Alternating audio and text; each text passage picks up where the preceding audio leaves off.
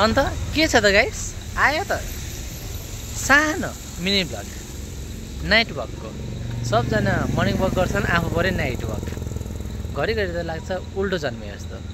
यो पाराले अन्त प्रगति कसरी गर्नु हेर्दै जान। सानो खालके यस्तो भन्छ त, सानो खालके जाँदा ओह्रालो आउँदा उकालो हो। अन्त अहिले जाँदै गरेको यस्तै छ। पानी झरीमा ट्याक्क चिप्ल्यो भने फेरि कहाँ पुगिन्छ लडेर। ओह्रालो चाहिँ हेर्नु कति साह्रो छ। यतिको ओह्रालोमा चिप्ल्यो अन्त है आउँदा उकालो। फेरि होसियारले हिँड्नुपर्छ नि यस्तोमा चाहिँ। होसियारी खदारी, यहाँबाट लड्ला पल्ला तल्लोपट्टि झर्ला भन्छन् नि, त्यस्तै हो सानो खालके। यहाँ देख्न सक्नुहुन्छ सबले 2 बाटो हुन्छ, म चाहिँ 4 बाटो भनिदिन्छु। यता जाने, एउटा उता जाने, एउटा उता जाने, एउटा यता उकालो आउने हो। साह्रै पनि ओह्रालो नहिँड्नु अरे नि त भनेर चाहिँ हामी अब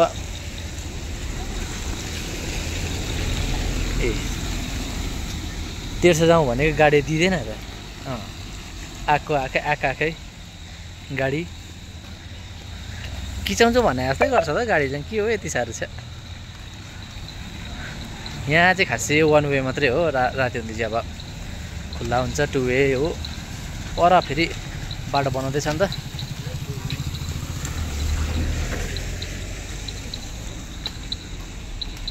टिप्टेन झोडा, त्यसैले गर्दाखेरि चाहिँ अहिले चाहिँ त्यहाँ चाहिँ खुल्ला हुँदैन। परसम्म तामाङ गुम्पासम्म जान्छ पर गाडीहरू, त्यहाँदेखि उता चाहिँ जाँदैन। अझै जाँदै गरेको उतैसम्म कहाँसम्म पुगिन्छ, फेरि फर्केर आयो।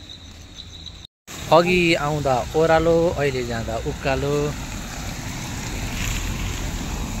पानी परेर यस्तै छ है रोडहरू चाहिँ। आज त्यसै पनि दिनभरि पानी परेको, अहिले चाहिँ हल्का रोकिएको छ। चाहिँ हामी यसो निक्लेको मात्रै हो, खानासाना खाएर बाहिरतिर। अब चाहिँ हामी जाँदै गरेको आफ्नो गन्तव्यपट्टि। र तब हामी जानुपर्ने चाहिँ यता होइन, यता।